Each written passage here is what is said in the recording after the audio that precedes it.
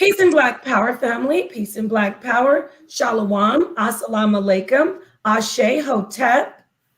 Namaste. Jumbo. All the greetings of love and light to the darkest minds of the light. This is another Sister Sipdown. I am NapahShadah. These are my beautiful co-hosts, Talia and Letitia. And today, once again, we're going to do our best to bring you something very interesting, something exciting, and we have a wonderful special guest, the Honorable Professor James Small. He will be joining us. He's an activist, an African transformational speaker, a scholar. I mean, I can't even tell you, I can't say the whole list of what this king has actually done, but we will try our best to cover as much as possible so you can get acquainted with him if you don't know him, if you're younger and you haven't heard of him. He's on with us today. This king is going to sit down with us and talk to us about our African roots, our African selves in America and on the continent. So without further ado, I am sipping on, yes, again, iced tea. I just like the iced tea. I'm feeling the iced tea. I know it's not summer yet, but I'm an iced tea lady. So I've got ginger infused, lemon infused, delicious black tea. This is actually an oolong and an orange pico. So that's what I'm sipping on. I'll pass it over to Letitia. Introduce yourself, lovely Letitia, and let us know what you're sipping on. Oh, by the way, Thank you, Napah. wait, one more thing I almost said, because I know my family likes to know. I might switch up to some wine later on. We'll see how it goes. Anyway, sis, sorry about that. Go ahead. Oh, no problem. Thank you, Napah, as always, for allowing me to be here. Shout out to the family, Sister Talia. Nice to see you as well. Today, I am sipping on Stella Rosa Black. I'm a creature of habit, and why mess with a good thing? Wonderful. Thank you. Talia, go ahead and introduce yourself. Hey, And let us know what you're sipping on. I am Talia, and good to see everybody tonight. And I'm not sipping on anything fancy, just some Crystal Light, some cherry pomegranate, and some water.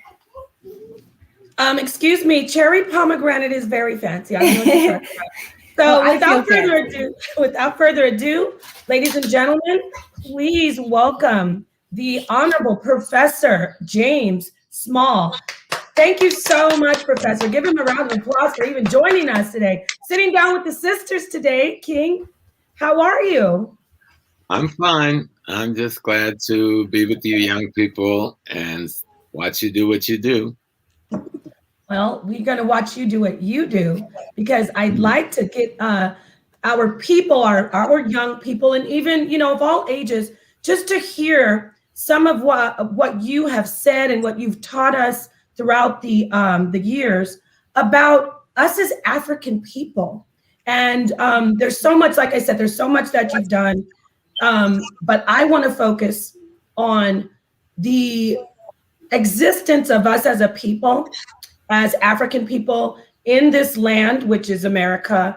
And I also want you to talk to us a lot about African families. So without, going over what I'm going to talk about, let's get to talking about it.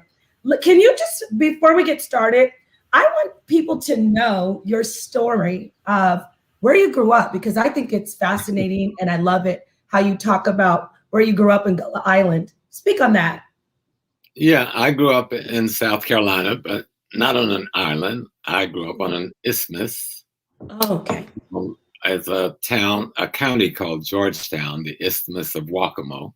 And we had islands there, freshwater islands.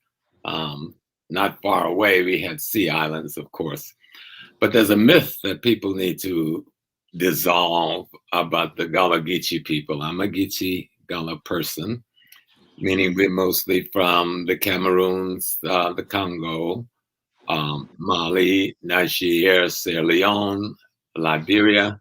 And a lot of our people came to that area to plant indigo, which was something we did in Africa to make the blue cloth, which the British loved so much.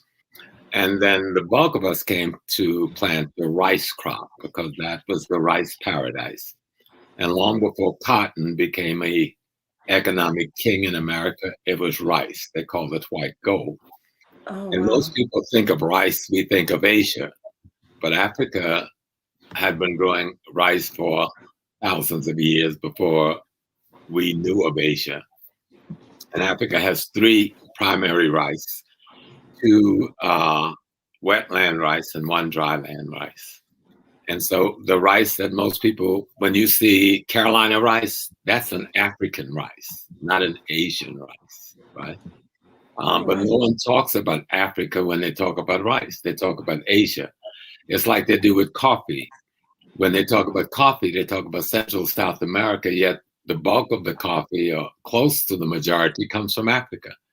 And the one they call the Arabica bean, or the sweet bean, come almost exclusively from Uganda. But no one ever shows Uganda coffee or African coffee because of the racism in the system, you know? And the first place in the world that Africa was ever, coffee was ever grown was in Ethiopia, ever, you know? So, but we don't think of these things as being connected to us culturally and historically. But I grew up there in South Carolina. For most of the period of our enslavement, the largest African population in America was in South Carolina. And most of the people that ended up in Alabama, Arkansas, and Mississippi actually came from South Carolina and Georgia.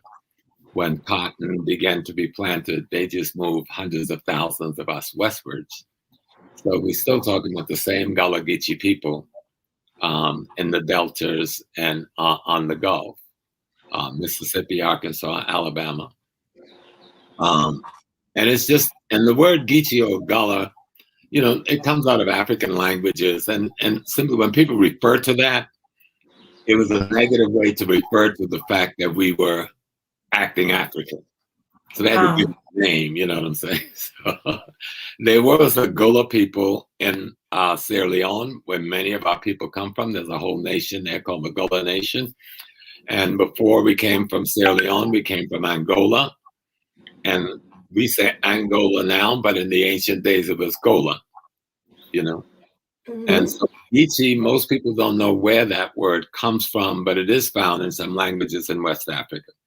But primarily, we're not one people. We're a mixture, like North American Africans. We are a mixture of almost every ethnic group on the continent of Africa. We are the consummate African genetically, meaning we probably have more African gene clusters in our population than any other body of Africa on or off the continent. But we don't think of that way, because we come from so many places and we amalgamated ourselves. Then there was the Africans who were here before we got here. And don't let that be a big mystery, because Africans was everywhere before anybody else got there. You know, we were in the Pacific Islands, we were in Asia, we were in Australia, we were in Central South America. So why not North America? It would be absurd that we would be everywhere else in the world, but not here. Yes, we were here. And that population mixed with the population that came from Africa on those slave ships and got amalgamated as a part of that population. It's not some secret separate group hanging out somewhere without an identity. And then you had other Africans coming and going during the century. You know the story of the Mali Kingdom sending hundreds of ships this way. And, you know, they stayed. And no one talks about that except Black historians, of course. And those people amalgamated with those who were here. And there's some good books on our presence. Ivan van Sertima, you know, they came before Columbus. You have, the other Imhotep, David Imhotep. The first Americans were Black, or the first Americans were Africans. And you have a few others. And our great historian, LaRon Bennett, in his book, Shaping of Black America, you know, he deals with it in a chapter called The Red and the Black. And the white folks said, listen, all those folks in those villages who are indigenous, they look just like the ones we bring in from Africa, so let's enslave all of them. Wow. So, you know, we're just one African people. We're here. I grew up in that culture. The bulk of what we call the Gullah Geechee culture goes from Jacksonville, North Carolina to Jacksonville, or even down to Gainesville, Florida, that whole coastline. And the reason we have a peculiarity, I mean, I don't speak the Creole anymore.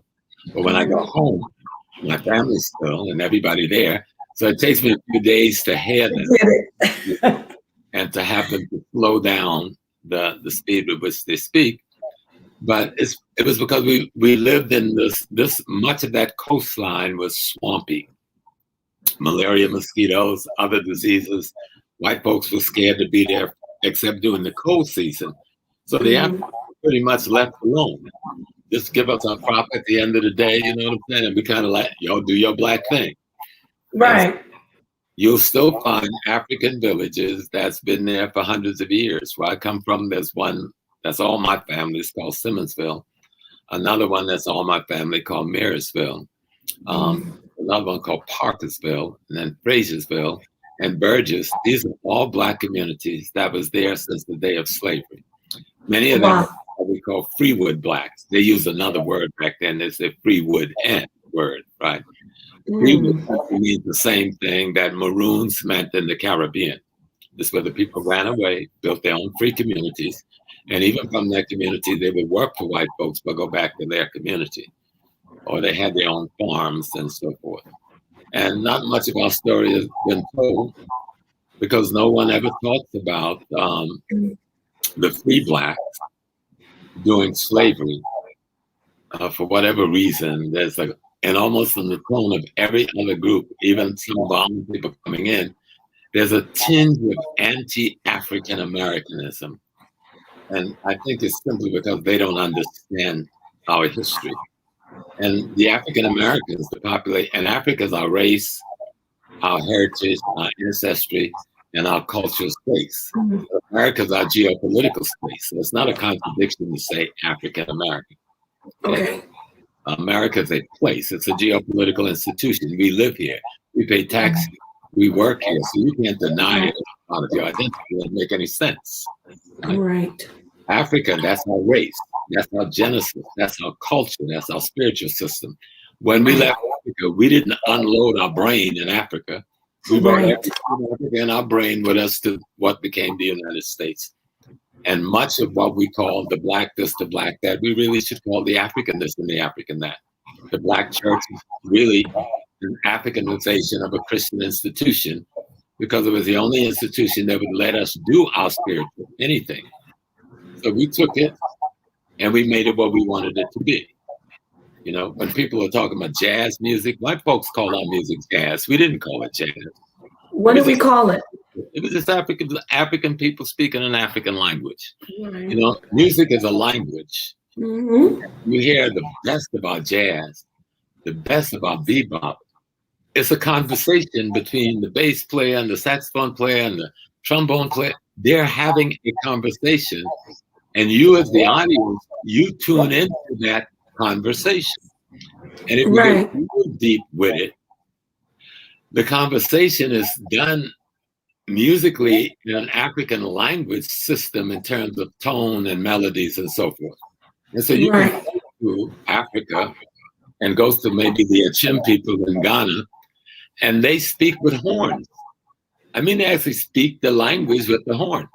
So if you were the Queen Mother, and I wanted to speak to the Queen Mother, and one of your sisters is your linguist, I would whisper to that sister what I want to say to the Queen Mother, because you can't speak directly to the Queen Mother or directly to the King.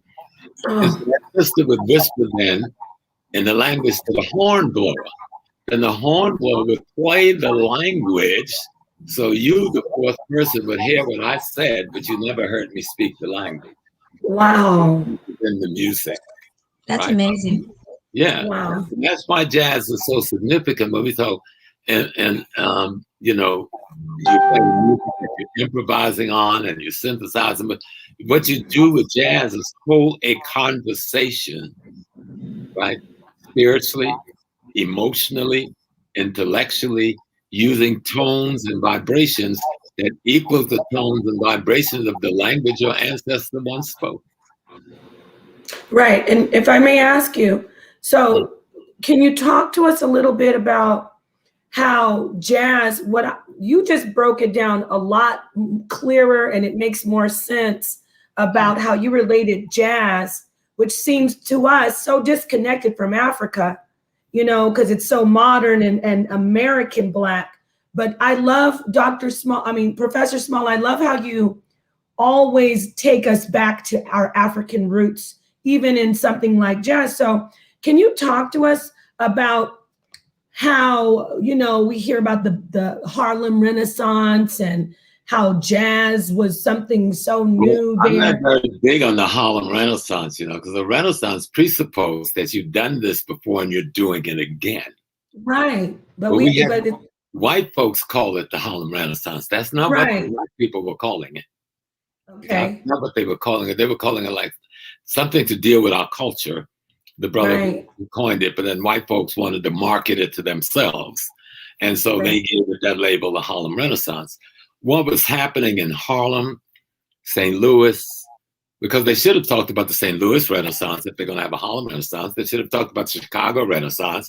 They should have talked about the Detroit Renaissance, but they didn't. They should have talked about the Philadelphia Renaissance, because the same thing was happening in all those places.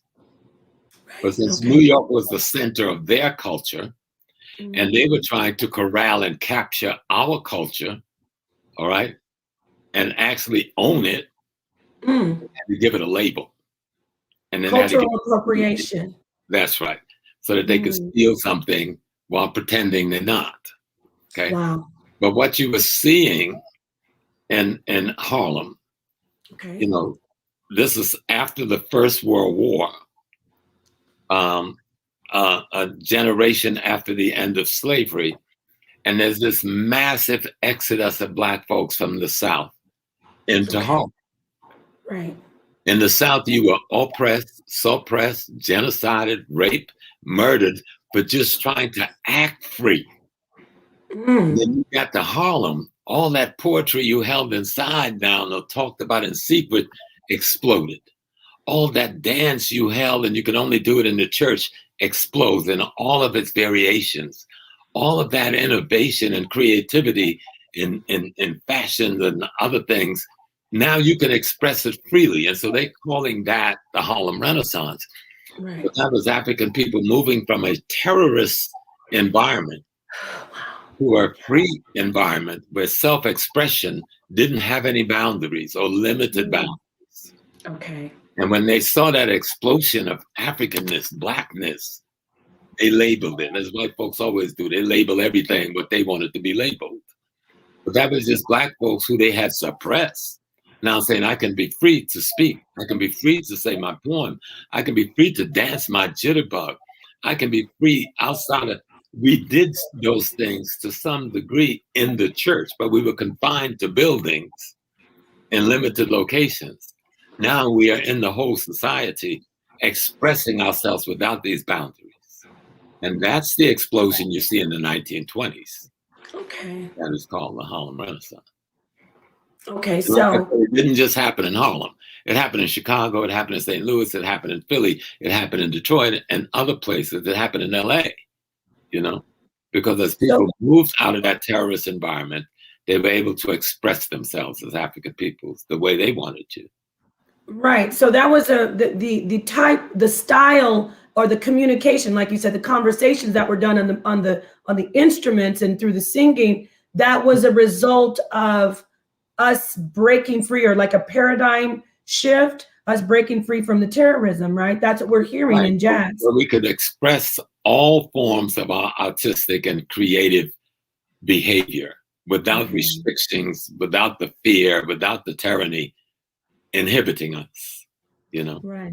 And there was a market for it in New York City, because you had these folks, especially the ones that like to call themselves our liberal left friends, who was the one controlling our music until this day. You know what I'm saying? So they had, they created a market out of us. Right. And you know, I spoke to you, and what stuck with me is something you said. One of the things that you said that stuck with me is that, you know, for instance, when we look at jazz, there's always some kind of tragic vibe behind it, like drug use and alcoholism. It's always some kind of negative light shown on us. And I love how you said everything about us isn't, desperate and negative. We're shining, prosperous people. Can you speak more on that with the family? Right. Well, let's look at, they have a term, classical music. And what that means is you're the best of European music. Well, that's not classical music to me. Okay. Classical music to me is the best of African music and the best of world music. And in America and the world, that's jazz, that's blues, that's bebop, that's hip hop, because people don't like I tell you, 100 years from now, hip hop is going to be looked at in a way that will blow our minds if we could come back and say, oh my God, how do you take away musical instruments from the people? How do you take away music class out of the school? How do you just take it? And then you take the music industry in the 1970s and go into crossover where you got Hall and Oates trying to sing like black people. And then you got black people trying to make the white charts. So our rhythm and blues was pushed aside for this new genre. And then the God of Africa came and said, hell no. You kids, you don't have any instruments? Oh, you never been to a music class? Try your palate, try your tongue, try your teeth, try your mind. And you will create a music genre that will conquer the world. And that's what hip hop did in a way no other music genre had ever done. And this is done with nothing but the human body. Yeah. Okay. Amazing. Now, were we doing anything like that? Let me just go backwards with that, though. That's what jazz was, hip hop in their time. Okay. Yeah. We weren't allowed to go to their music schools and to their academies. And so our music was a reflection of our feelings, our history, and our experience on a daily basis. And so we learned how to play the instruments and the string instruments. We had Winwood instrument in Africa. We had string instruments in Africa. Hell, we invented the harp, which creates the piano. It's nothing but a harp lying down. Yes. One up and you see, oh my God, there's a harp in there with little sticks hitting the keys instead of fingers, right? So they'll be playing outside the pocket and we don't even see it. But when we look at jazz and we look at rag music, another piece of our music that we miss, the Scott Joplin, when we look at hip hop, when we look at bebop, when we look at rhythm and blues, when we look at soul, it's all the same music, but at different times and different experiences in history. It is an African person having conversation with an African community that feels the conversation. Now, somewhere in the 1980s, white folks start taking, and most people never even heard this, it was Bobby Hemming that turned me on to this, certain octaves out of the records. Once you've recorded the record, they took those octaves that allow you to feel the music, but left the stuff that allow you to hear the music. You understand? So hearing music and feeling music are different things, but they both should happen at the same time. So white folks took that feeling out of the music, but left it so you could hear the music, dance to it, because we dance, we're nature. The whole key, the thing that makes Africans different from everyone else is that we're nature. And when we get all messed up in these other people's culture, it is the degree to which we move away from nature. I think you and I were talking and you were telling me how the tree is your friend and the flower is your sister and the wind is my cousin. But listen, that's how African cultures see the world. We are cosmology and we are cosmology. I look at your bodies, you're sitting there, you're beautiful young ladies, but you're 70 to 87% water, right? And then you got 148 other minerals in little clusters. And they're organized in the forms of these molecules and protons and neutrons and cells with instructions from the universe on how to be. Amazing, right? You understand? So African culture spoke to that. We understood that is what our relationship is. That you three women, I'm a man. Each of you had a mother and a father, right? That's the only way God creates, right? There have to be sex between a man and a woman, a penis and a vagina, a womb that is going to nurture it and conform it for 9 months or 10 months, whatever that process is. That is how God creates. So God is not something removed from you. You're that aspect of God that creates. You understand it? That's them saying God up there and I'm down here. No, no, no, no, no. You, each of us is an integral part of God. That's what African culture teaches. That's what the European has broken. He's cut us off from understanding that integral relationship so that we think God is an external phenomena that you got to feel through scriptures or some other foolishness. No, there is no God without you. Okay? There is no God without you. You're a part of the thing called God. So am I. So is everyone and everything else we know. The consciousness is if someone cuts you off from that information, then you start functioning like you are not connected to yourself. You're not connected to your family. And that's where we get disease or disease or whatever they call it. And we start scrambling and fighting using his understanding of the world. And that's why nothing ever gets fixed. You can't fix yourself with someone else's blueprint. You got to have your own blueprint. That means you got to know your culture. If a brother or sister came from Nigeria yesterday, he is no more or no less removed from Africa than my great-great-grandfather who came almost 200 years ago. Because when he left Africa, all of what was Africa was already in him and left with him. He's no less or no more African than the person who just got off of the Delta airline yesterday. Right. Professor. Let me just end up with this, because then when we're having this discussion using I love it. Keep flowing. Technology for reason, we try to act like one has an attachment to Africa and the other one don't. That's Malcolm's analogy of if the cat have kittens in an oven, it does not become biscuits. They remain kittens. So we remain Africans. And we need to be clear on that with anybody. Even when I go to the continent, people say, well, why haven't you gotten your citizenship or residency? I don't need it. I am African. And we can have that argument with any government they want to have. And a few of them have had that argument with me.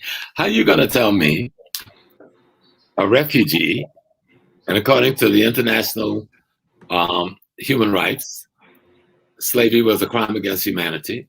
Yes. I was brought here. I'm a refugee. I'm the descendant of a refugee, but still makes me a refugee. I have the right of return. And I don't have to go through your silly little protocols of citizenship. It should be granted upon request. But that's an argument we got to have within the family, as we go along. Wow, that's beautiful. And that's a great point. We belong there.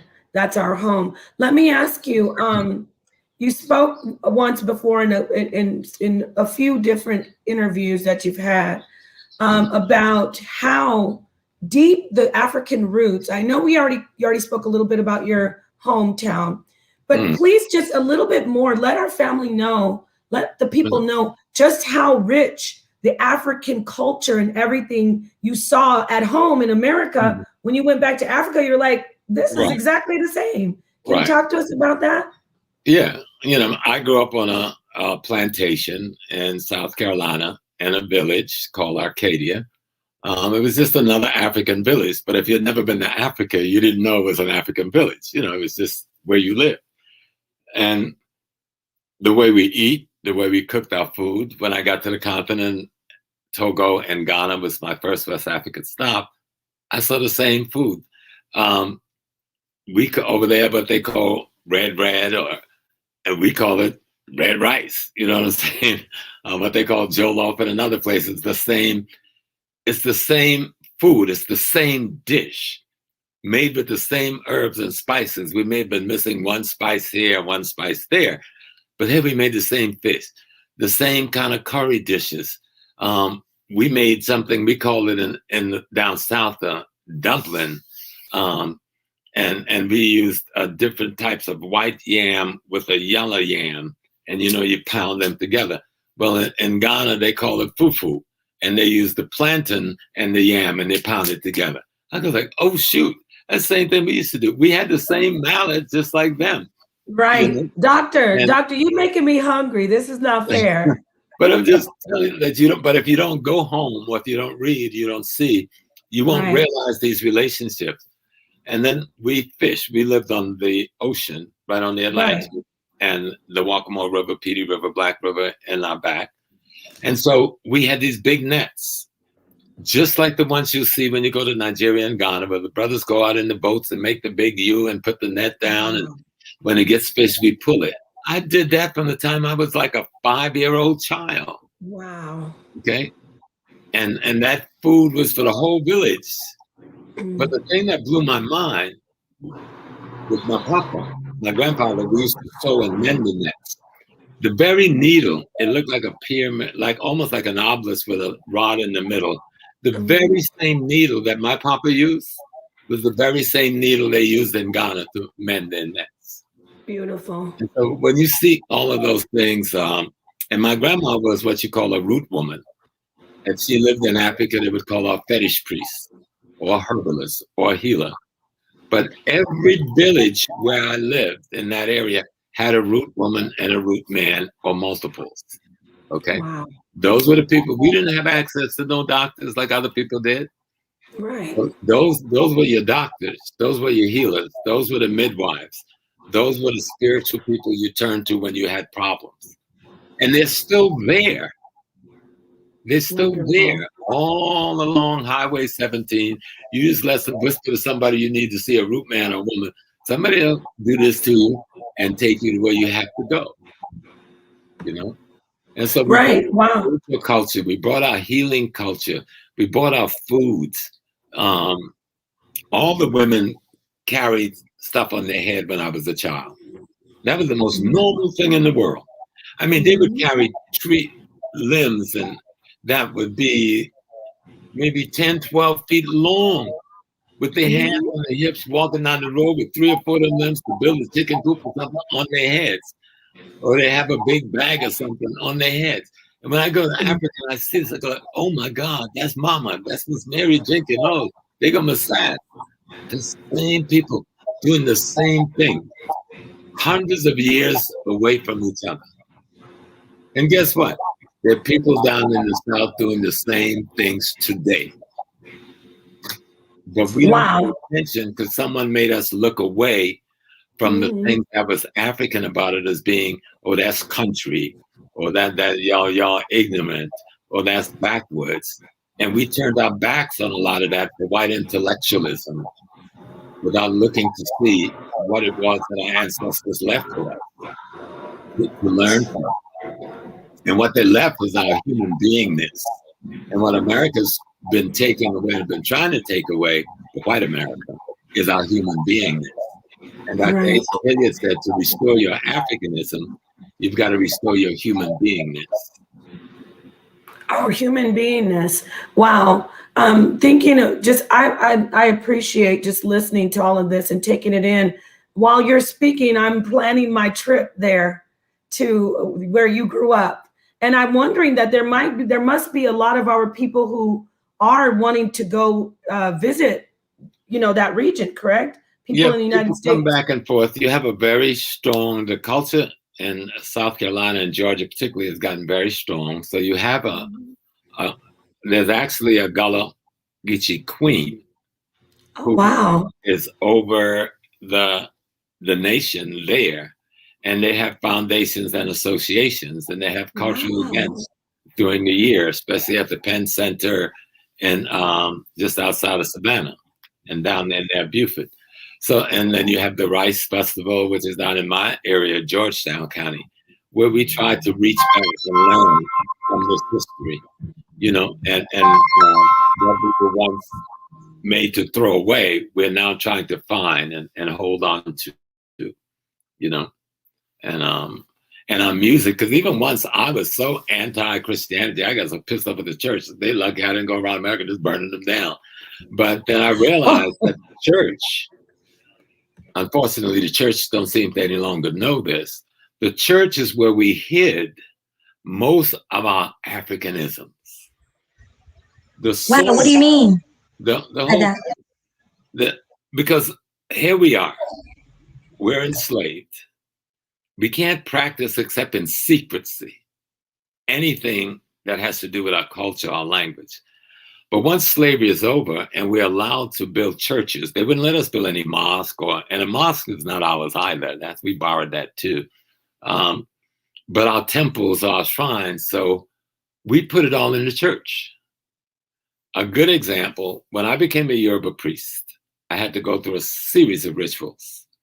One of them, I was blindfolded and I lay on the ground. I could lay on my right side, my back, my stomach. I still hadn't figured out why I couldn't lay on my left side. But for that 7 days that I'm on the ground blindfold, people are drumming and they're singing. 7 days, completely blindfold for 7 days? Yes. Wow. And I then you can't eat and you're fasting, but they do give you, saltine crackers and water to keep your electrolytes up, and so forth.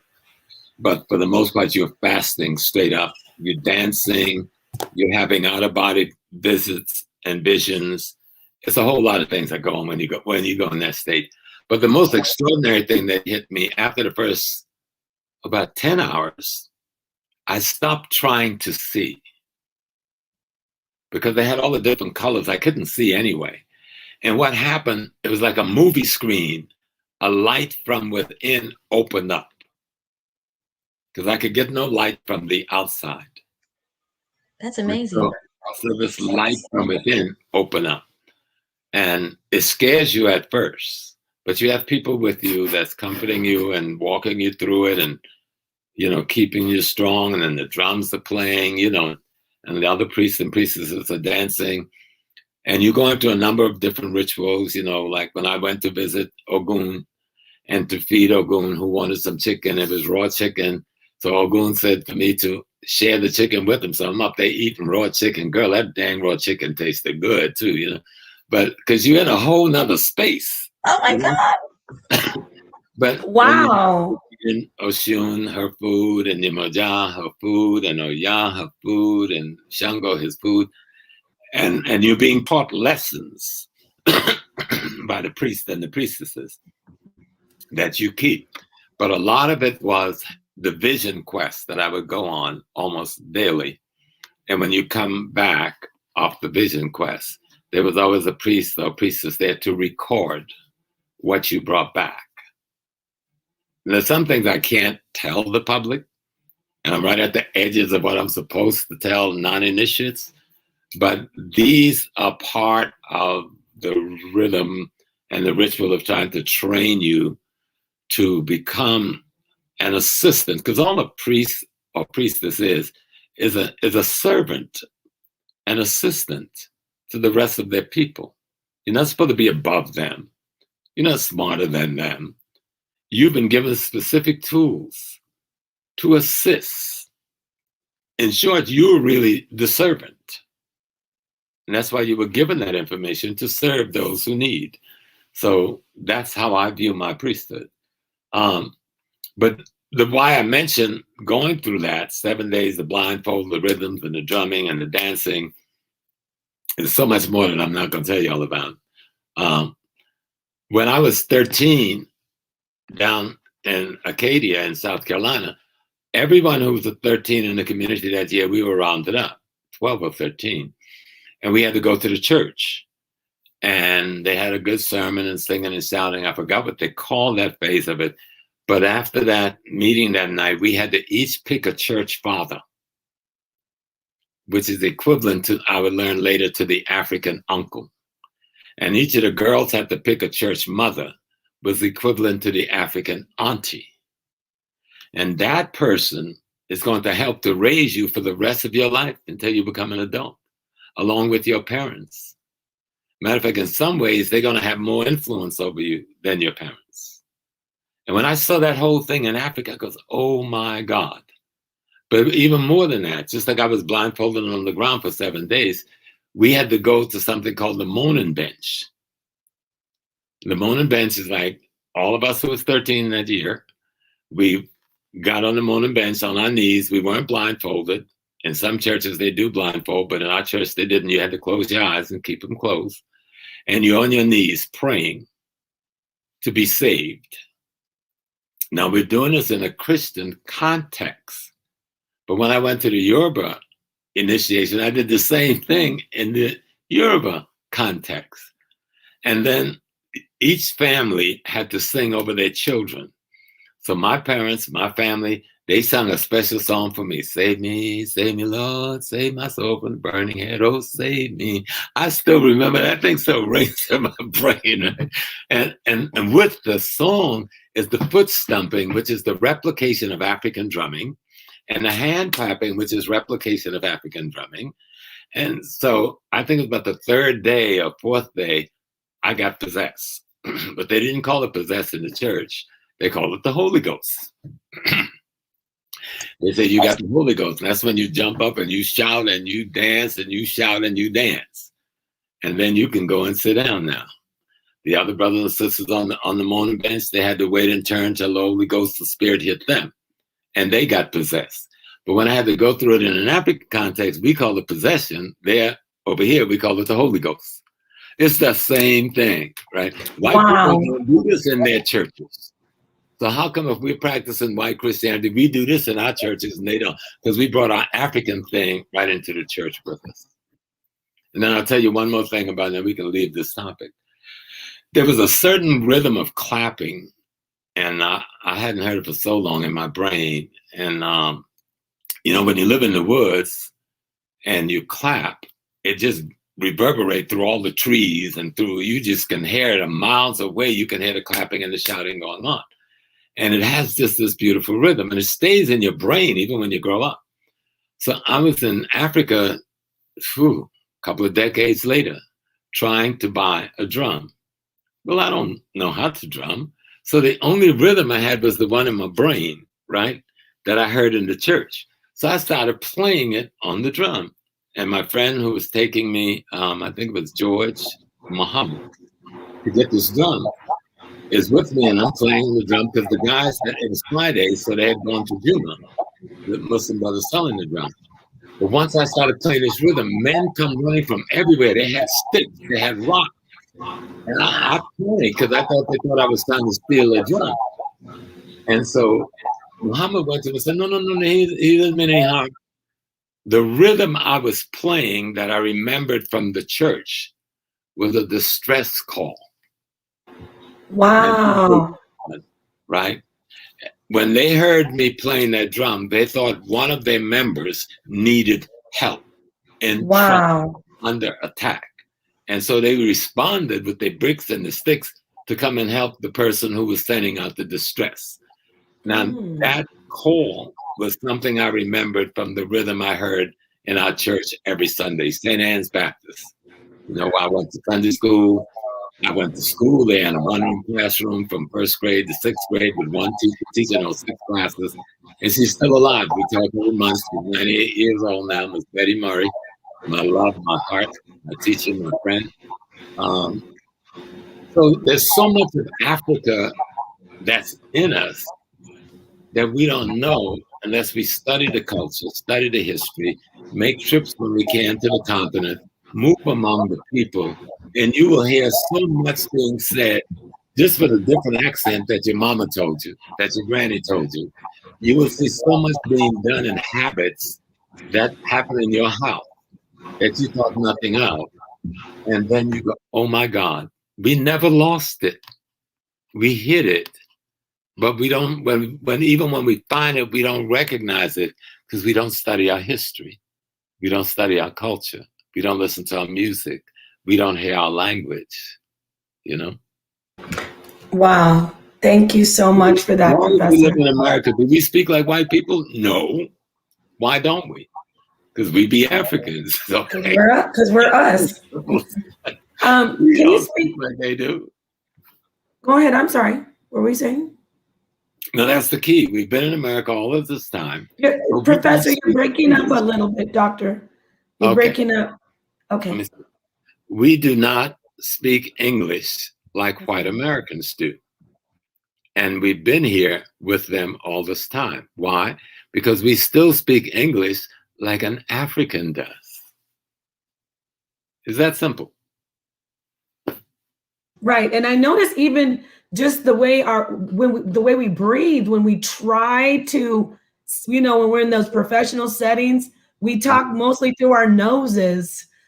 Mm-hmm. I just noticed that. I hear a lot of, you know what I'm saying, Dr. Small? Yeah. Like we do a lot of talking from up in this area when we want to mimic them or when we want to assimilate. So it's very interesting that you said that, because we are very soulful people, even literally, physically.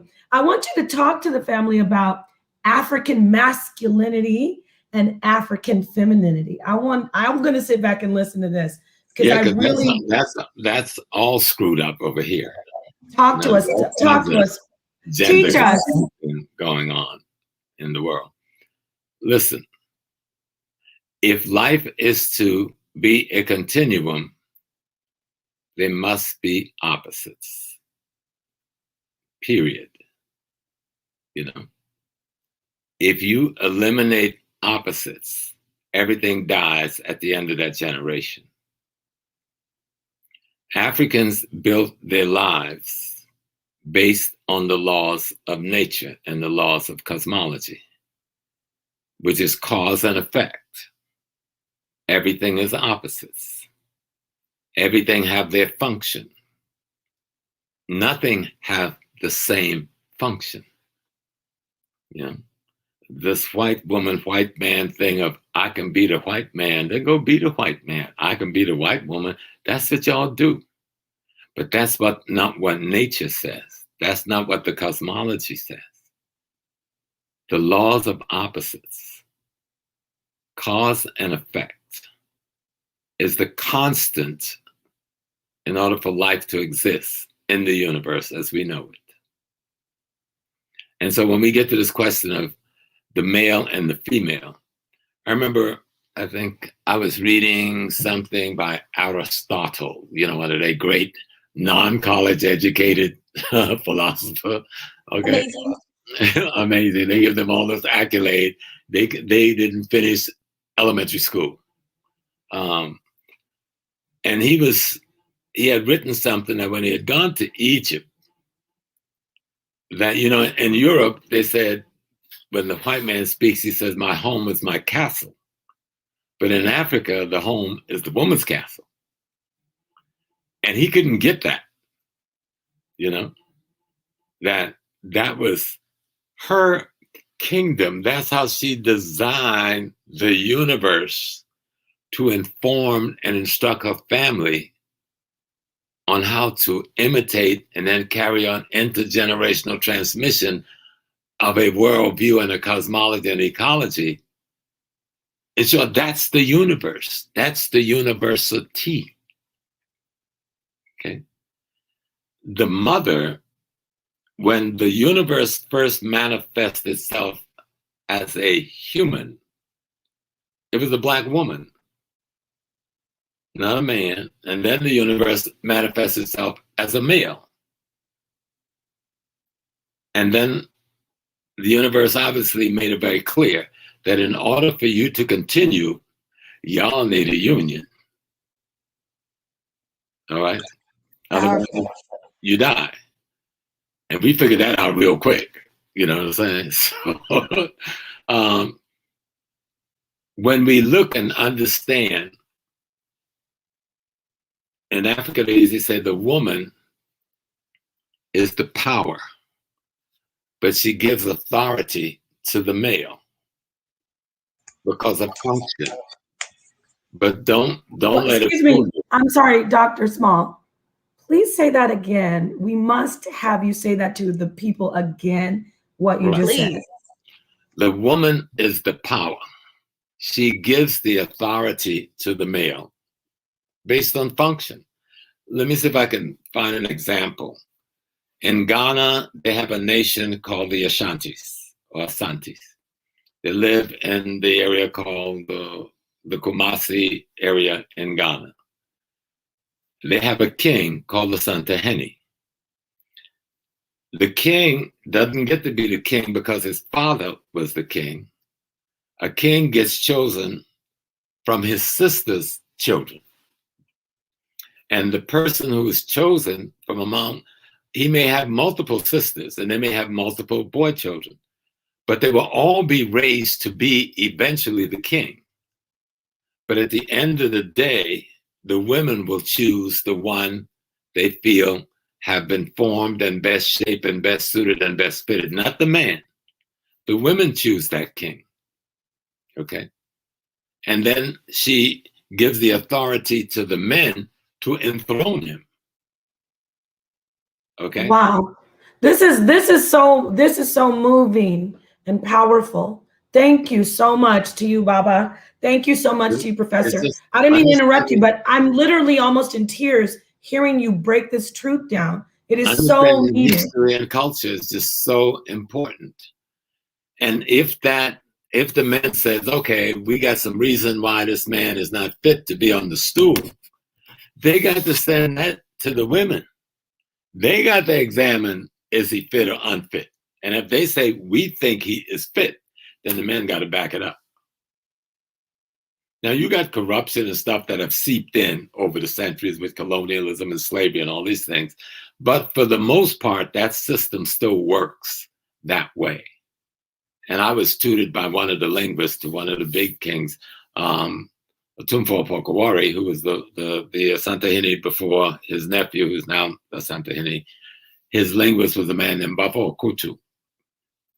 And he taught me a lot about the culture, a lot about the system. And this is no little man. This is the man who tried to overthrow Kwame Nkrumah, and Nkrumah put in jail for 15 years. You know, and his stool was taken away, but it was later restored.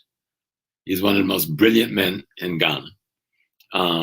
When we met, it was because he was trying to take my head, because somebody had said I'd made a statement, which I will not mention here, that was inappropriate. And so I was put on trial. But I fought my case and made my case, and he became like an uncle to me for the rest of his life. Wow, that's amazing.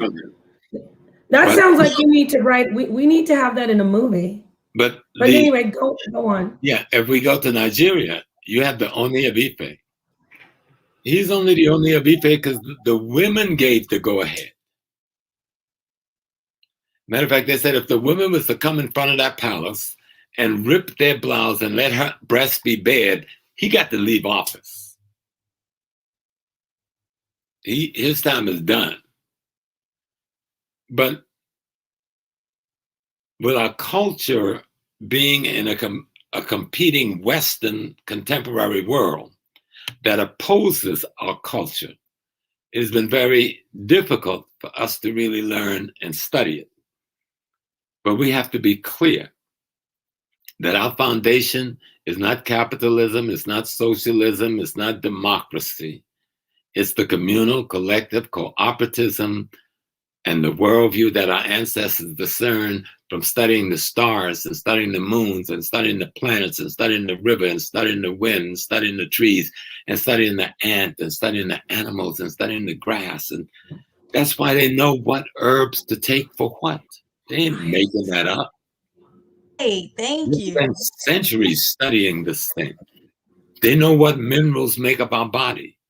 And they know when there's a deficiency in a certain mineral, you need to eat certain things to renew that part of yourself. That's an herbalist. But today we want to call the herbalist a witch. And white people got us killing our people in Africa, calling them witches, when they're nothing more than the custodians of the ancestral wisdom for healing. And so that's why we've got to get deeper into our culture, deeper into our history. The woman, let me just say, and I ain't trying to appease y'all. I'm 75 years old, all right? And I had my time on the cross. I've met some of the most beautiful women in the world. And I've been married to one of the most beautiful women on the planet for 50 years, Now, our journey isn't all smooth. We had some valleys and some hills and some mountains, some corners and everything else. And we raised 4 children. That was our genetic children, and I had 2 children before her, so I get the 6 children. Then we got 2 adopted children in Ghana, which gives us 8 children. And all of Beautiful. our children have at least a master's degree, and 2 of them have PhDs, and 2 are working on them, and they're all African conscious.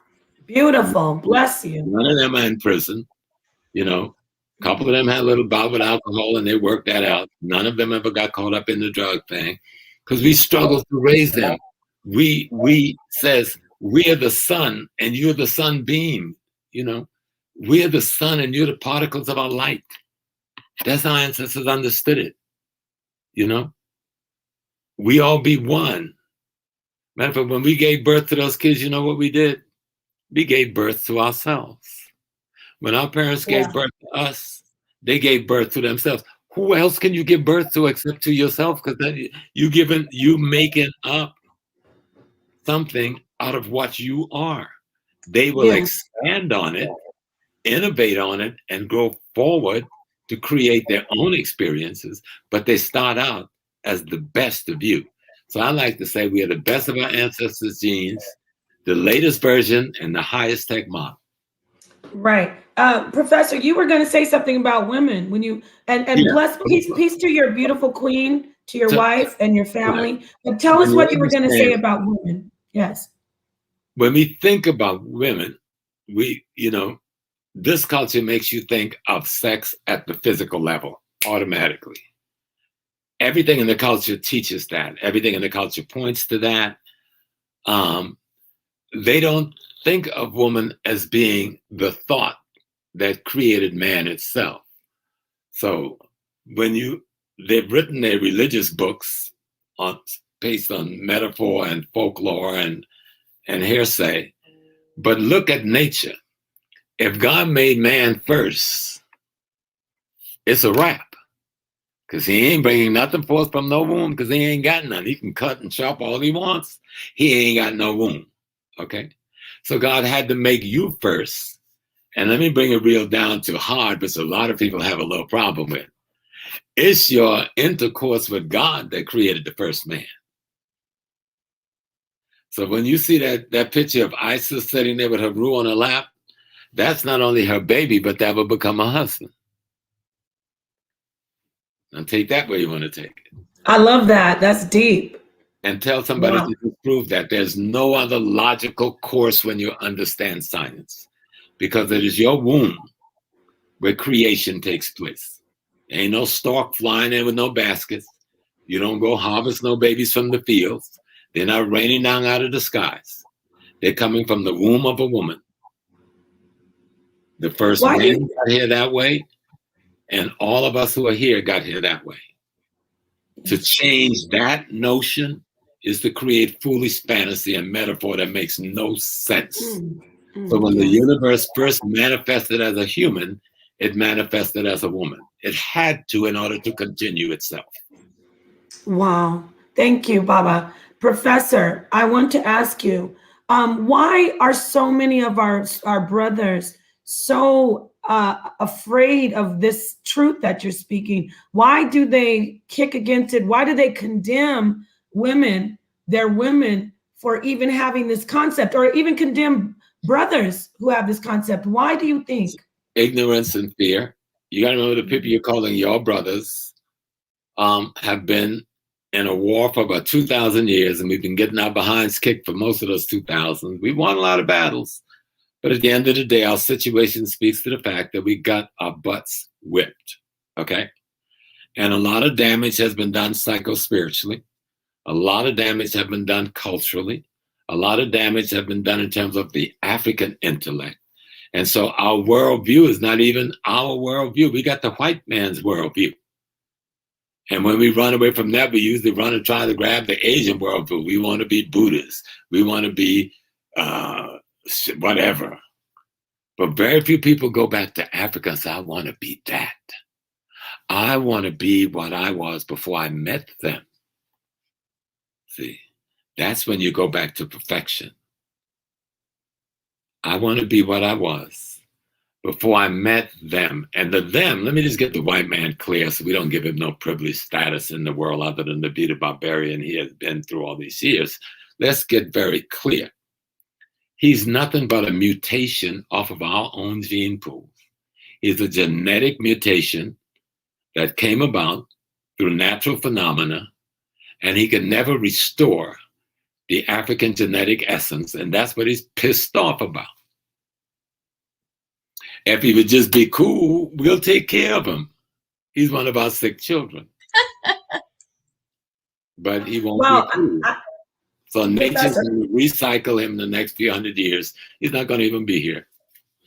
Oh, I was just going to ask you, how can they fit into our, into the plan? And you just they're answered proven it. that they can't fit in, and that's why they are at zero birth rate across the world. And in about 200 years, they will not be able to be found. Talk to us about our birth rate. I mean, I've heard some different conversations and different corners. Y'all gonna get pregnant. You're talking about birth rate.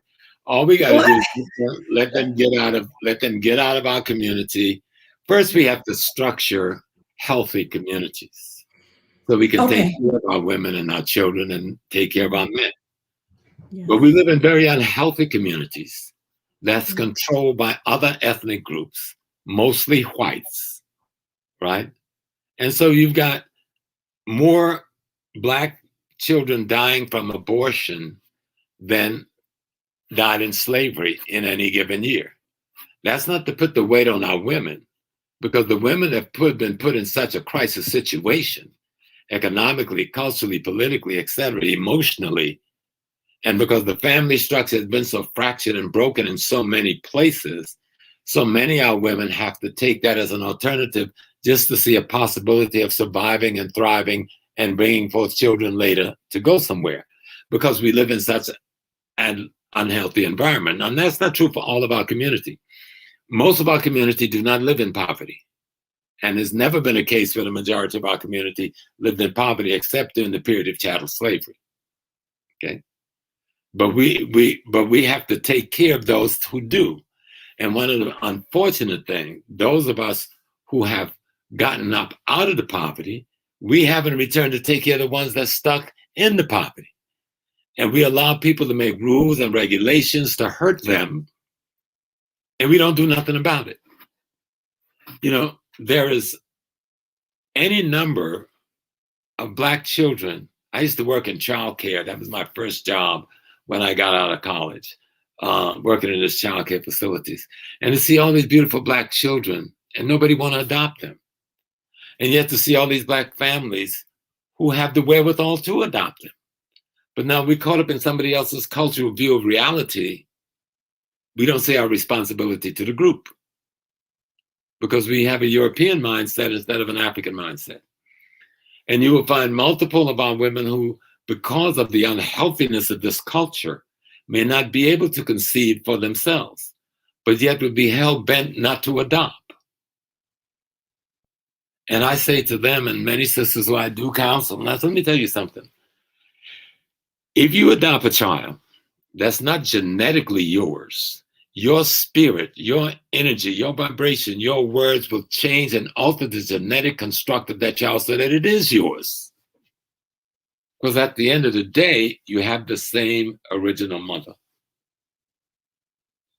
But you have to be there, you know. Beautiful, beautiful, and powerful. Because, you know, a lot of our sisters also, you talked about the abortion. I am a doula, and I also, before COVID, we were setting up what we would call as anti-abortion clinics, but we would counsel sisters, mostly Black women, about the option of adoption. So they were like, they always felt, even though it didn't really seem logical, they're like, I don't want my baby to be raised by somebody that's not me. Because but we're then they were coming doing out of another value system. If we were in an African value system, that would be a most beautiful possibility, because I can't, like in my house, right? There was about 40 of us. People said, no, there were no 40 people, no 10. Yes, there was. Because we took all them cousins who parents couldn't take care of them. I lived in my grandparents' house, my mother, my stepfather, my 11 brothers and sisters. But anybody else in the family that had a child and they couldn't take care of the child, that baby was brought on over there. That's Beautiful. and was raised right with us. I didn't even know my cousins wasn't my brothers. African proverb. It takes a And village to raise a child. It takes a and we village. still operate like we brothers. We're not cousins. We grew up in that same house, ate at the same table, but your mother was in crisis, or your father was in crisis, or one of them had gotten lost. So the family, another aspect of the family, took you in and reared you up. And it was no contradiction because we were in our minds, our right minds. Right now, a sister, a young sister, and see, there's one other trauma in our community. We need to speak about that up front, then we can go a little further, is the rape and molestation of Black women, preteen and teen, almost always by people the family know or a member of the family. Yes. And I didn't even know that was happening. I was an adult man before I knew that was happening because it happened to one of my children. Okay. And I almost lost my mind. My mind still ain't right, you know. But then I went and decided, well, let me try to help other women. Let me find out. And I didn't know how pervasive this thing was. Oh my God. I would say 8 out of 10 Black women in this country is raped or molested before she consensually, as a young adult, gives someone permission to access it. And that damage and that abuse in a culture, the sick culture we're in, loans itself to a lot of what ends up following in that young lady's life. And then you got a male culture that think the woman is their access venue with or without permission. Right. This is the culture in America. It's a culture of rape when it comes from the male perspective. You just got to put it out there like it is. When I was young, I was at the periphery of this. I think the thing that probably saved me from really being the monster many men are and don't know they are, because I got involved in the movement so early. You know, I met Malcolm when I was 16. I was an imam at the age of 21.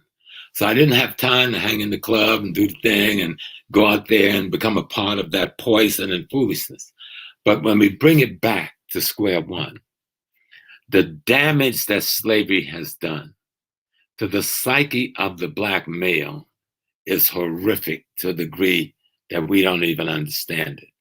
I'm the one that coined the term post-slavery trauma syndrome in 1991, I think. Me and Dr. Patricia Newton. I was explaining it to her, and she told me of post-traumatic stress. I'd never heard that term, but she was a psychologist, so she knew the term. And so I spun that into post-slavery trauma syndrome back in 92 and started speaking on it. I have tapes on it going back to 92, trying to explain the damage done to the Black man so that he's become a psycho-spiritual imitation of the white man in blackface.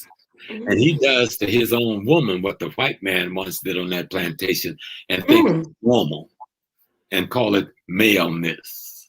I wanted to go there so when we come back, because I didn't want to throw the abortion thing out there like, oh, the sister is there. No, it ain't that woman's fault. Then you got another predator, the European, what they call them, those who want to kill us, you know. So they come with their clinics.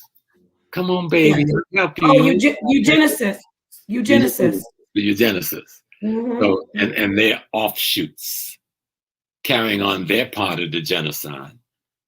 And our poor sisters, in trying to survive, is caught in the middle of that juggernaut. And people don't want to have a conversation. I don't give a hell what the brothers think of me. Come stand me square to square. And we could talk about it. We have to change who we are as regards our women. Our women have to stop being things and objects. If you say she's the goddess, find out what a goddess is and then treat her like the goddess that she should be. Protect her like the goddess that she should be. If she's your mama, which she is, then treat her like your mama. If she's your sister, treat her like your sister. That's why I give credit to the Nation of Islam. Whatever mistakes they made in whatever little spots, more than any other group in this country, the Nation of Islam, give a respect to their women in a way that most other communities don't. And they do it overtly. They do it overtly. The other community that I give respect to, and not because you got your little Morgan David on your little tea glass, and that's my Hebrew Israelite community, you know. And many of the Christian community too, but I'm talking about the deliberacy. See, if you are the creator of see, it ain't man or woman. The universe can't exist with one or the other. It must have both. Yes. It's cause and effect. It's the laws of opposites. You know, only on the first occasion did you reproduce without me, but you reproduced me. And how did you reproduce me? The same universe that created you impregnated you. I hope we ain't going too deep for people. No, this is beautiful. This is so, we need this. This is so, the spirits, the ancestors are leading you just to say exactly what we need. Especially, we're going to, some people would like to call in. Oh, shout out to Sonetter. I did send you the link, King. It's in your email. I'll send it to you again. But I just want to say, Professor Small, Dr. Small, Baba Small, we are so, this is well, let me hook you up with something now. I don't have no doctorate, never finished let me say something to you though. I don't have no master's. I tried to. I was in my dissertation of both, but I had 4 children to raise while my wife was in school doing her medical school, and I was Mr. Mom. And I did get a bachelor's degree, but they gave me that to get me the hell out of the school. But I didn't need, you know. Well, I would like to say this to you. I appreciate my people giving me their label because I'm cool with that. But I just want you to know my credentials don't come from my enemies. My credentials come from you. I know, and that's because you have integrity and honor, and that's why I'm very glad you said that. But back to where we are, because we are Africans, like you said, you teach us, and you are 100% way more than a doctor. You're a holistic healer. You're a Yoruba priest. You're a father. You're a teacher. We need to sit. We're sitting under you right now and glean and getting the fruit. And we need these jewels. So, and this isn't like you said. You're not flattering us. This isn't flattery. We're in dire need of this type of conversation, this type of wisdom. Now, I wanted to just say before I'm going to let some people call in. I wanted to ask you. Let me give the kings one thing. I don't want to take everything away from them brothers either. Okay, go ahead. We have some extraordinary Black men in this world. Absolutely. And we've had some extraordinary Black fathers in this race and still do. And I like to shout out to my father, who was my stepfather. He died at 62 from prostate cancer. Too young. That man married my mama, who had 11 children.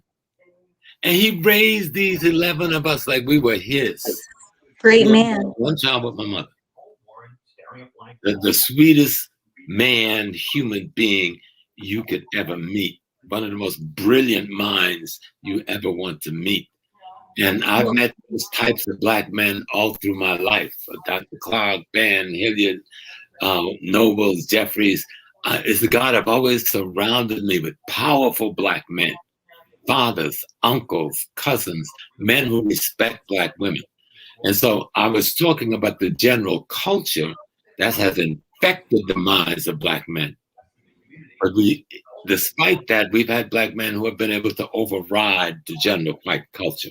Just like we've had women who've been able to override the general white culture.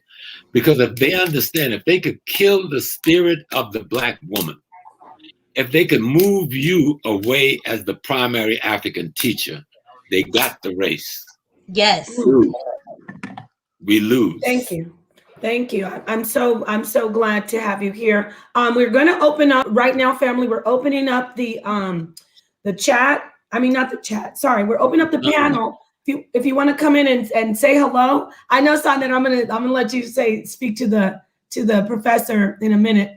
We're opening up the panel. If you want to come in and ask a question, you can come in, ask your question. Please have your camera on. And I think I'm just going to do the panel today. I was going to do call in, but we'll have you. Okay. Thank you, Mrs. Graham. I love you. So go ahead and call in if you want, y'all. But I'm opening up the panel, and we do have some people waiting. But Sonetter, hello, King. How are you? Yeah. What's up? Y'all hear me? Yes, we do. Yes, sir. Yeah, don't get scared now, Baba Smalls. Don't get scared now. I'm here, brother.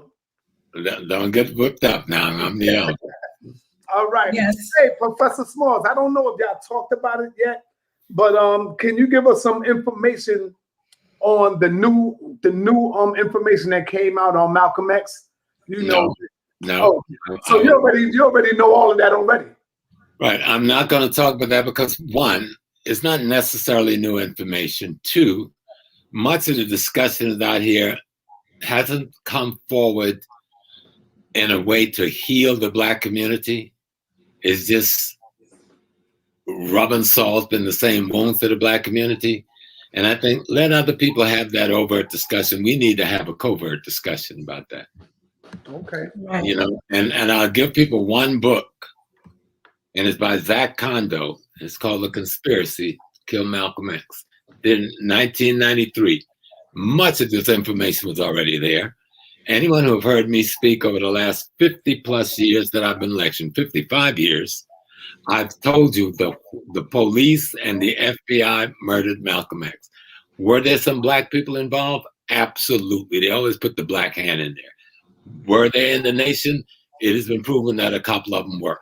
But they've infiltrated all of our organization. But I don't think 56 years later, we're devoting the kind of time to discussing that. What we should be devoting time to is, are we doing what Malcolm X told us to do? Are we doing what the Honorable Elijah Muhammad told us to do? If we can answer those two questions in the affirmative, then we can engage in other discussions. But tonight, we're going to rock with the women. We're going to rock with the spirituality. Yes. And Thank you so much, Professor. I got to apologize. Where my manners at? Peace to the ladies, man. What is wrong with me? Peace to you, Queen Nepal. Peace to you, my sisters. How y'all doing, man? You're doing a great job, Nepal. Thank you, King. Thank you. Yeah, And you know, bring that in there and say that. But one more thing, Professor. There were some comments inside of the chat. I don't know if you spoke on it yet, but some of the sisters, being that this is for the sisters, they wanted to know about the Ashanti people because I was doing she's coming in to ask that question in a minute. Okay. Did you want to stay on with us? No, Smalls. Wait till she asks you. She's going to ask you. Sonetter, did you want to stay on with us, or did you want to ask any other question, or are you just going to stay on? You want to kick me off? No, I don't want to kick you off. You asking me? Do I want to? Yes. No. I'm just wondering. Okay. No, of course you. What? Sonetter, stop. Okay, brother. I am Donla. You've been waiting for a while. Peace and Black Power. Did you have a question or a comment for the professor? Yeah, kind of a duel. Can you hear me clearly? Yes, sir. Yes, brother. Okay. Peace to you guys. Respect to the panel. I love the dialogue. I was kind of chilling in the back chat. I didn't know that this was a call-in type situation, but I want to ask the professor because from what I was hearing, what he was saying, that's actually one of the oldest arguments of Christianity, if you go far back, between the creationists and the emanationists, which of course we know the creationists ended up dominating Christianity, but in the early Christian days, the emanationists basically were saying what he was saying, that the ultimate power was a female power that was referred to as the barbello, and this was literally the wrestling match between the two sects. So I didn't know if, coming out of Africa, a lot of the Gnostics were the people who believed these things. So if this was kind of the thing he was referring to or not. No, well, Christianity is not an old religion. Islam is not an old religion. We really shouldn't even call them ancient because neither one is ancient. Even the Hebrew Israelite tradition is not an ancient tradition. Those are three very modern traditions. And most of what we know about it is the European influence on it. And the institutional construct in which they tried to function is a European institutional construct. But if we go back to the Gnostics and what they were saying, remember, this discussion with the Gnostic is happening in Africa. This is North Africa, where this is taking place. And you have people are saying, like, the Christians are saying, well, God came down as a human being.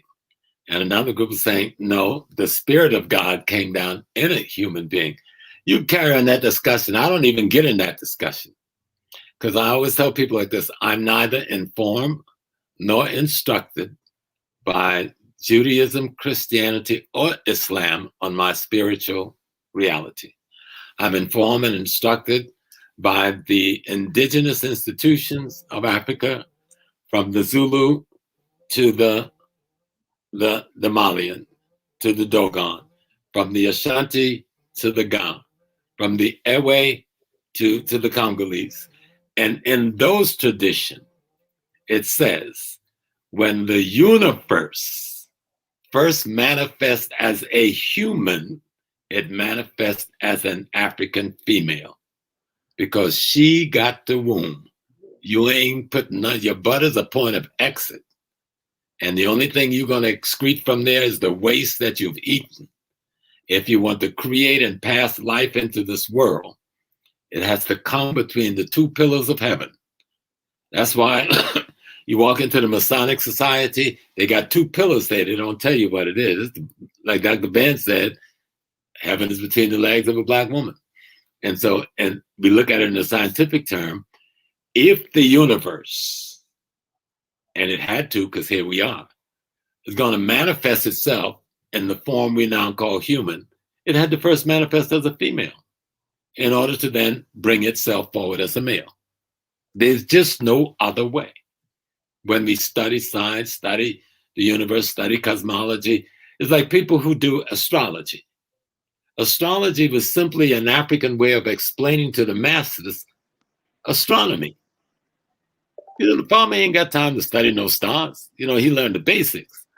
The fisherman ain't got time for that. The man planting the wheat ain't got time for that. But those we call the scientists, the West call the priests, we never call them priests. We call them sacred scientists, male and female. They mastered the particular, then put it in a form to teach the masses. You know, so astrology becomes a way to teach astronomy to the masses so that it'll be useful for them in their daily lives. And so when we come back to this thing of these religions, the white man coming out of this patriarchal, cannibalistic world existence into the body of knowledge about evolution, revolution, and a theocracy could only bring himself to that. So he couldn't see a woman being first. He was eating his women in the winter when he ran out of food. She wasn't sacred to him. Oh, this is scientifically proven. Go in them caves. You see the women bones with the teeth mark on it. So let's get real, right? Bring it all home. He didn't see the woman as sacred. She was just something he used to reproduce some more warriors for himself. He didn't understand that we may be flesh, but all six of us that's sitting here right now, there's another energy self around us and another energy self around us. We emanate and create and recreate ourselves in all of the energy form that makes us up. When you see a woman that attracts you, this culture teaches you that that is almost exclusively visual. But the visual may be the least of what has attracted you to that woman. Because there were multiple other women in the room by the standard of society is much more beautiful than that one. Why weren't you attracted to that one? What attracted you was that other energy body of that woman who had some kind of commonality with the energy body that is you. But the culture don't teach us to look that deep, that space. And I don't want to go because I don't want to hit metaphysics at that kind of level. But in chemical, the ka, the ba, the kut, the kut, these are all aspects of our being. We're matter and we are energy. And we are constantly vibrating. Absolutely. I'm curious to know how you feel or what your opinion is, because I hear you speak a lot about us and our history, about we don't know enough about our history. Where Right. would you say we should start as far as to dig into that? Yes, ma'am. I agree with Dr. Wade Nobles. He has a term. He says, history will erase the white man's mystery and allow you to work your black magic or your black miracle, whichever one you want to call it. And so I like that. remember, history is knowing the experiences of your ancestry. Wow. What is in the experience of your ancestors? The intergenerational transmission of their body wisdom for you to use in your time right now. And that's what makes history important. It isn't just having some dates and some names. No, there's a body of wisdom that is inherent in the experiences that you're transmitting. And you need that body of wisdom to help you now, so you have a place from which to move to solve the basic problems of your day. So history will wipe out your history, wipes out your enemy's mystery, which is now being portrayed as your history, and allow you then to come forward. You know, like I said earlier, we're the best of our ancestors' genes, we're the latest version, and we are the highest tech model. When we give birth to our children, we've given birth to ourselves. When our mothers and fathers was given birth to, they were given birth to by their parents as themselves. And so we are a continuum of that first woman. Listen to this well, because I want you to really get it. We're a continuum of that first woman in multiples. Right. Thank you so much, Professor Small. Peace and Black Power to Sister Noble. How are you, sister? What question do you have? How you doing? Peace, sis. Yeah. What question do you have for the professor? Yes. I would like to first say it is an honor to be speaking right now to Professor Small. I feel like I have met another light being. And you know what I mean when I say light being. Absolutely. I feel like I actually have met another one, and and I already said, Queen Napah was a light being. I already knew from jump, and I just, and it is such an honor. It's such a privilege. Oh my goodness. I want to know tell me about the Ashanti people. I want to know. Yes. Well, the Ashanti is the people that live in the area of Ghana, about central of the country. Most of them came from the old Ghana kingdom that had been destroyed by the Muslims coming from the north. But before arriving into the Ghana kingdom, they came from ancient Kemet into that kingdom. And when they got to the area now that we call Ghana, coming in through Brahahafo was the first place. They end up in this place we now call Kumasi. They formed the nation. And there was a sacred scientist named, oh goodness, there was a king named Ose Tutu, and a sacred scientist, forgot the priest's name. But anyway, they got together and conspired, and how do we bring this nation together? And what we always use is myth and metaphor, because myth and metaphor are tools. So what they allowed to happen, whatever science they use, is for a golden stool to come down from the heaven, to be representative of the soul of that nation. And that golden stool to this day represents the soul of that nation. Now, why we hear a lot about the Ashantis over here when we talk about history is because people say they were involved in the slave trade. And there've been a lot about that. But when the Ashanti nation came into being as a nation, the slave trade was almost over. Some Ashanti kings were, I think only one or two was really involved in the slave trade.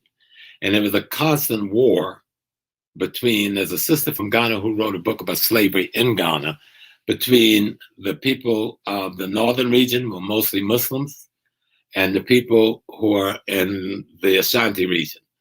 And in that war, many of the northern prisoners of war were sold into slavery. But that happened, that's a one generation thing. This was not something that the Ashanti went on doing. This happened under really one king.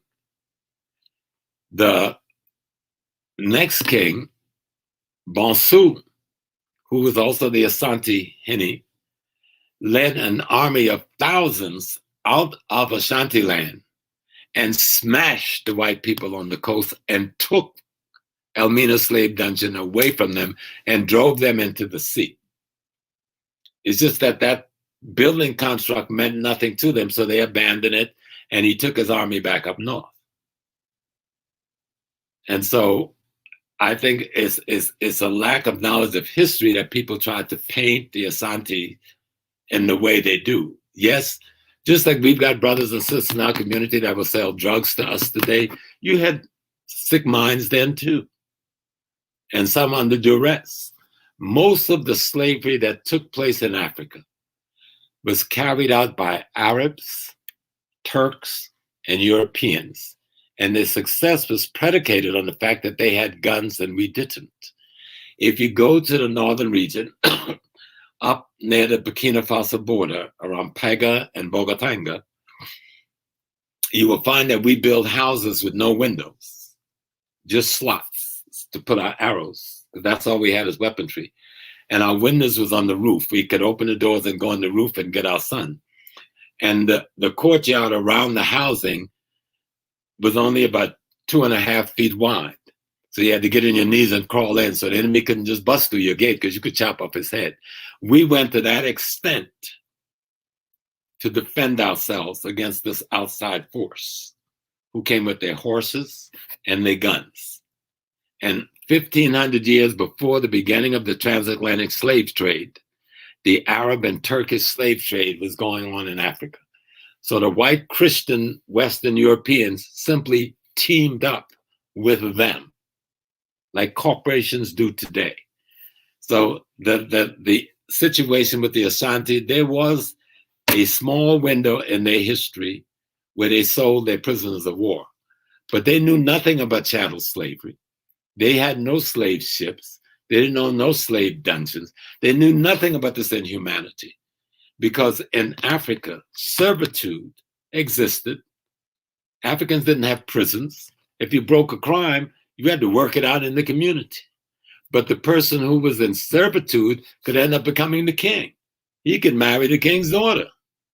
He wasn't marginalized as a human being, as chattel slavery did us. Our people knew nothing about that concept of inhumanity. And so for people to try to saddle that thing on us, so they sold us in slavery. Who they? That's your uncle, your cousin, your sister, your brother, your family. What are you talking about? We were at war against a force. And a good book to read on this is to read Chancellor Williams' Destruction of Black Civilization. Robin Walker's When We Ruled.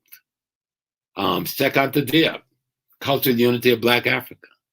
You know, and there's an Arab African by the name of Ibn Khaldun who writes in the 12th century philosophy of history. You know, and there's another brother, El Jahiz, and I know you're taping this, right? El Jahiz by Jahiz. It's 9 essays. We would call them essays today. They called them books back then. In the 9 books, he wrote in the 8th century Iraq. This is an African man, when the people in Iraq were still Black people. And the book was called The Superiority of the Black Race Over the White, 8th century Iraq. This is before we got attacked by the Arabs and the Turks, and this thing we know as the slave trade came into being. The Asante Nation is one of the most well-preserved African cultural institutions in Africa. I'm a chief in that nation. Under that banner, I'm Nana Kofi Mpansa, the second of the Ogogo stool. And the Nana Sapang is my Ogogo Henny, who's been on the stool for 45 years. I've been on the stool since 1984. And I've learned quite a bit about that culture from my various spiritual mothers and fathers. But no, we've made mistakes. There in Nigeria, we had some chiefs who got involved in the slave trade, not in the slave trade, they got involved in internecine wars in their community between the Fulani and the Hausas and the Yorubas, and then they sold their prisoners of war to these white people. They had no idea what these fools was doing to us. But at some point they find out, you know, because there's another Ghanaian, his name is Chief Sam. Nobody talks about Chief Sam. He bought 3 ships and came to America and took some of us back home. Wow. But we need to learn his story. For that, you need to read Nana Kwame and Ketsia's work on culture and governance in Africa. So no, we've made errors, of course, but we were not running the slave trade. We were not an integral part of the slave trade. We were a victim on that continent of the gun. We were a victim of the militarism of the Arab and the Turkish and the Ottoman Empire and the Western European Empire, who had just conquered us in Spain under the label, though we were called Moors by them. We didn't call ourselves Moors. And once they conquered us in 1492, they went buck wild in their vengeance against us. Slavery was partially vengeance. And I don't know why they would be that vengeful. We took them soap, taught them how to bathe. Absolutely. For them. We took them medicine, you know what I'm saying? We took them reading and writing. They didn't read and write before we got to Europe. These were barbarians. Painting themselves blue and running around in the bush and stuff. So study history. It will erase the mysteries. Did some of us make mistakes? Of course we did. Did we make some foolish agreements with white people? Of course we did. We're still suffering from it in Africa and here. But was most of our people, any significant number of people involved in the slave trade? No, not except under duress. You got somebody with a gun to your head. Thank you, Professor. And Sister Noble, I call you Queen Noble. Thank you so much for coming on and asking that question, Sister. I do want y'all to check out the sister's presentation on Sonetta's channel that she did today. She did a very powerful presentation. And also, go ahead and tell, I was going to let you go, sis, but tell people where they can find your book. Yes, my book is called God is on Trial, How Religion Keeps Humanity Under Mind Control and Fear, which is available on Amazon Kindle for $3.99. You can also purchase the paperback for $13.99 on Amazon. Also, if you don't like Amazon, you can go to barnesandnoble.com, and also iUniverse.com, iUniverse.com. I'm in a public place right now, so there's a lot of noise around me. That's but I really appreciate the book. Buy the book.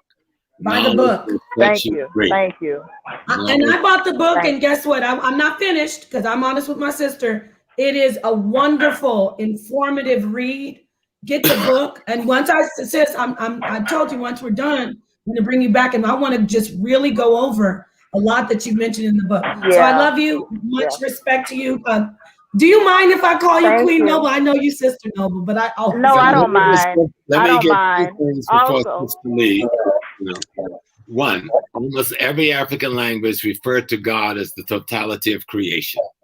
Almost every African language have in the word for person, people, place, or thing have as a suffix or prefix the name of God, which means we always said that God was in everything all the time. Beautiful. Yes. Wow. Yes, I agree. Thank you so much, and I just want to say, I just want to give a word of encouragement to the sister on the right side, upper right side. Sister, don't worry about them haters. Don't worry about these haters, okay? They're gonna go out of their way to try to make you feel bad and try to make you feel like you're nothing. And I've heard the chattering and all that. Folks trying to refer to you as a feminist and all that. I've heard it. Sister, don't worry about that. Don't worry about it. And keep your head up, and don't let these fools make you feel like you're a second-class citizen, okay? Don't let them make you feel like you're not worthy, okay? That's all. I just wanted to say that. Wow. There's a book that will come to your defense by. And I was talking to the sister on the right side, or what's her name? On the far end. Yes. I was talking to her. Professor, what were you going to comment about that? There's a book on what is it called? The African Mother Principle by Obati Shaka. Get that book. I think it's called either the Black Mother Principle or the African Mother Principle. That will give you all the sense of your integrity you need. There's so much good literature that's out here that hasn't been available.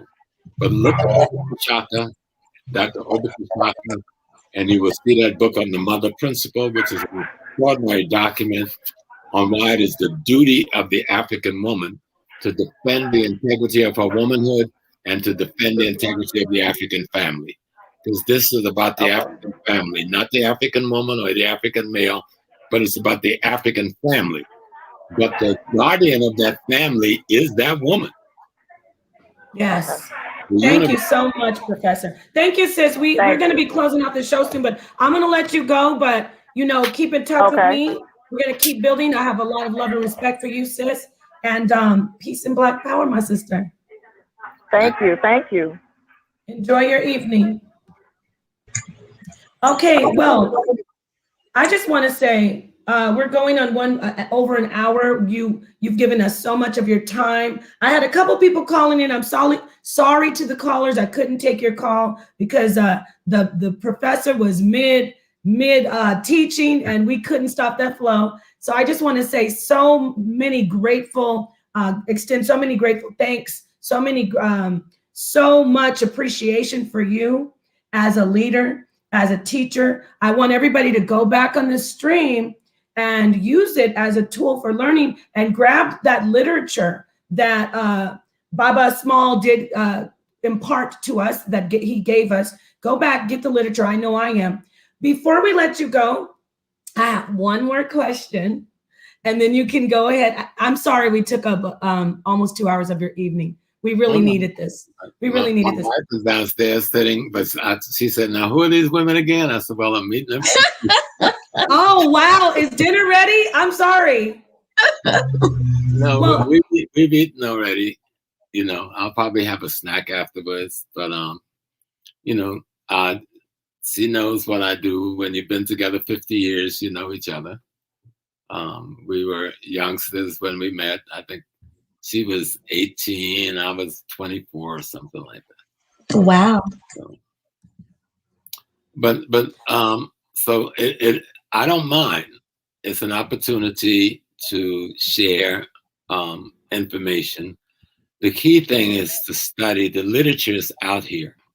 We're creating new literature every day, but there's an extraordinary body of literature that's here. And if we just look for almost any Black topic, you will find there's a literature by Black men and women that covers that topic. And yes, Black women, fight for your integrity. We live in a polluted, corrupt world. And all of us have some degree of that pollution and corruption in their veins, myself included.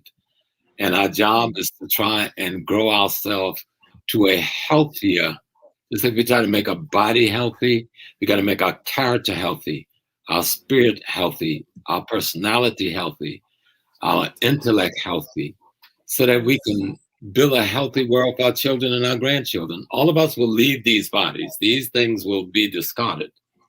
So while we're here, we are their future. They're not our future. We are their future. Yes. You see, they are our present, but we are their future. And so we've got to create the environment we want them to be in and to learn from. And always think of intergenerational transmission of wisdom and be prepared to pass the baton. It doesn't belong to you. Knowledge don't belong to me. Wisdom don't belong to me. Ideas don't belong to me. The ancestors give you this thing to give to somebody else. Otherwise, why would you be given it? Of what use would it be to you? That's very true. You're a servant to the least of you. The least of us is not a servant to us. We're the servant to the least of us. If we could take that posture, we'll do our work and go about our business and let life go forward. But don't give up your throne. Don't give up your throne. Study history, study the deepest secrets, and you will find that the greatest mystery is that you are the throne. That's why when you see the picture of Isis, you realize she got a throne on her head. Nobody want to break it down and explain to you. You are the throne upon which the world sits, Black woman. But if you don't know you're the throne, you won't demand your respect. You won't demand your integrity. You won't demand the kind of treatment that you deserve.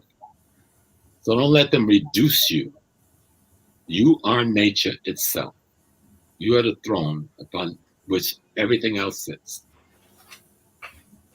That was beautiful, and I appreciate you so very much. Ladies, before we let you know what, by the way, the question I was going to ask, you answered it. I was going to ask you about what we could talk about as far as our progeny, our future. So thank you so much, Baba Small, Yes, Professor Small. And by the way, Dr. Small, in this African community, you are our doctor, along with many other elders that we really respect. There was a question in the chat. The brother asked, do you have any literature anything that you've authored?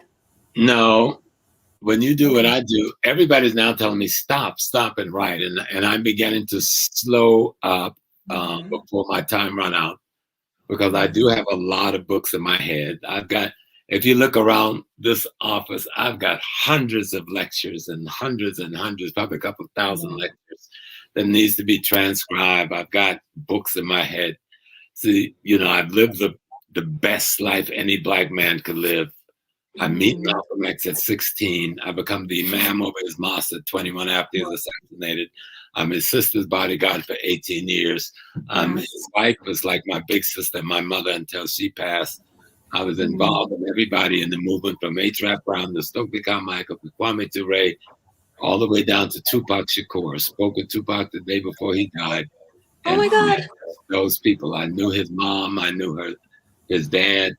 Asada Shakur, I was with Shikada a month before she gave birth to a baby, before she had to leave this country. So I have been extraordinarily blessed. Wow. And we're blessed. We're blessed. And I was just going to say, will you please come back? I got to get it on recording. Will you please come back when we ask you to come back? I'd be happy to come back anytime you want. Oh, thank you so much. Thank you so much, Dr. Small. And ladies and gentlemen, there you have it. We just sat under the tree of wisdom, and we got some delicious fruit to nourish our souls. Thank you so much to your wife for sharing her king with us. Thank you to the sister. I hope you have a wonderful evening. I don't want to be too nosy, but I am. What are you going to have for dinner tonight? I know. I'm just curious. Even I don't know. She was asking me that all night. Like, what are you going to eat tonight? I was like, I don't know. I had some oranges. I had some nuts. I had some water. By the time I get downstairs, I probably want to just do a little salad or something and some berries or something. Beautiful. Enjoy your evening with your queen. And thank you so much. Thank you so much, Baba, Professor Small. Thank you, and have a wonderful evening. Shalom. Peace. So much. Hotep. Shalom, shalom.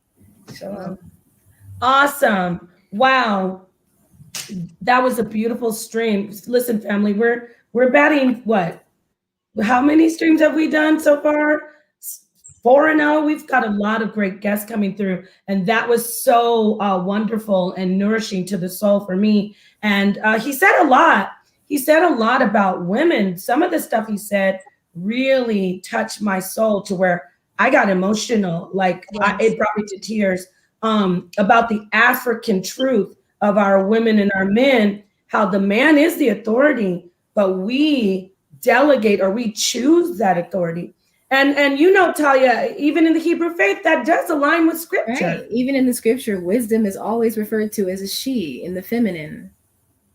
Yes. So I love how we got to sit back and just listen. And I love the family who joined in. Thank you so much to Sonetter for making this possible, by the way. And thank you so much to the Queen Noble, Sister Noble coming through, the brother I Am Donla. And like I said, I'm sorry to the family who did not get through to have a chance to ask a question, but follow Professor Small. You can look all over the net for his lectures, his work. He is phenomenal, and we are blessed to have him as one of us, or to be a part of the family with him. Now, to the mods in the chat, thank you so much. I love you so very much. Y'all know I really appreciate you. To the family in the chat that added their little comments, thank you for being here. To the sisters, I finished my drink. I finished my whole drink off, and after the stream, I'm gonna move on to a little wine, like I always do. Anybody have anything? Any of you sisters want to say anything before about what we just experienced? Do you have anything else to add about the presence of Baba Small and how it affected you? I'm going to start with you, Letitia, because I saw you. You were doing my whole, we start when we clap, it's really hitting home. So what did you take from this, Letitia, before we close out? Tell us. He is just so connected, like, to everything. I had so many questions. I was like, I'm going to ask him this. And he literally started speaking on it. Right. Like multiple times. I couldn't believe it. Like, oh my God, like, I'm not saying anything. Like, I'm just going to let him talk and just think it. And he's going to bring it up. So it was just wonderful. His knowledge is absolutely amazing. He is amazing. And that's the thing about this show. Yes, we engage with each other, and there's been a lot of dialogue here. But when we bring on elders like Professor Small, like last week with the Honorable Dr. Shahrazad Ali, when we bring them on, we just have to sit back and really try to get as much as we can and let them flow. We just let them flow. I mean, I might have to jump in there every now and then, something will pop in my head. But I love how these elders came in and graced our platform. What did you take? Just what stuck out for you, Nubian Princess Talia? What really can you, after the show, you're going to sit and think and talk about what stuck with you from the just all of it, the same things that Letitia said. And it's just that, I recently did, my ancestry DNA test and, discovered that I am 36% Nigerian and then 26% from Cameroon and Mali and all those places that he mentioned. And that's just so new to me because I'm adopted and, I don't really know anything about my family or my background or where I'm from. So just hearing somebody talk who's, from that place and has those ancestral connections was just amazing. It was just awesome. Oh yeah, you reminded me of when he spoke about his initiation into the priesthood of a Yoruba priest. That was really moving for me because I do sun gazing, and anybody that says that this is not me seeing color, I just thought about people who say that's not because of so and so. The scientific reason is because your eyes. No, after I sun gaze, even days later, if I close my eyes, in the center, I can see like an image of color, like almost, it's not just the sun though. I mean, of course the sun activates it, but I see those colors like yellow, red, blue, and I'm seeing it with my eyes closed. So it's fascinating. I got to look more into that. I would love to bring him back on and just talk solely about his journey and becoming a Yoruba priest. And this, Talia, we already know that a lot of our Hebrew roots, what we call Hebrew with our labels, they go back to Yoruba. They go back to that otherwise there wouldn't be tribes in Africa that are secluded from everyone else that still have these customs that translate over to Hebrew customs. They they follow similar guidelines for their lifestyle, their diet, their way of everything, and it's all lines up. So no matter what you want to call it, if we're following that same that same guidance that nature is telling us, I feel like we can't go wrong. Right. Absolutely. Yes. We cannot. I love how he speaks on animism. That's what I was raised with my mom. We didn't call it animism. I mean, we need these labels, but I just love how the Dr. Small takes it back to our roots. And also something that also stuck in my mind, Talia, and to my Hebrew brothers and sisters out there.